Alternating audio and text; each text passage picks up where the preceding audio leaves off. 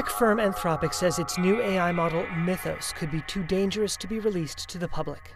Designed for defensive cybersecurity tasks, the company says the unreleased model can find and exploit serious software vulnerabilities at a level approaching and even in some cases exceeding human experts. That sparked fears that the same AI capabilities that could help defenders could also help attackers find new ways into critical systems. This particular tool seems to be more powerful than anything else we've seen before, and is able to identify vulnerabilities that others, including humans, have overlooked for decades. Pia Hoosh is a research fellow at the Royal United Services Institute in England. If the tool is as good as it seems, then maybe attackers could use it to layer several different layers of vulnerabilities or exploit several sectors in parallel, for example, power and water infrastructure, and then really launch an attack that is more powerful than anything we've seen before. Cybersecurity involves a constant race between those trying to find and fix weaknesses and those trying to exploit them.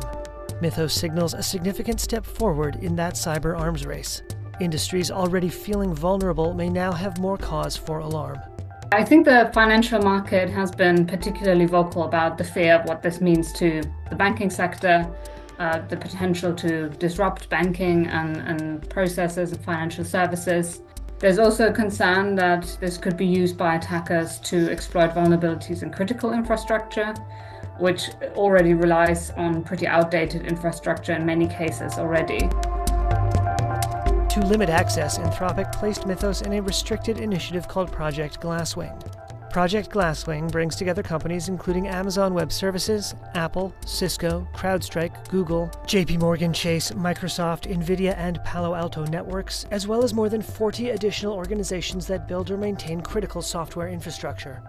Anthropic says that the purpose of Project Glasswing is to use Mythos to help secure critical software before others weaponize similar capabilities. The fact that this is one company that has the power to decide now which of its selected partners has access to this really illustrates how powerful these tech companies are, and that at the moment it's really unclear who has access to this, and are there any European companies, for example, that have access to the tool? So I think there's many questions that are left unanswered at the moment that add to this hype and this perception of it being an absolute game changer.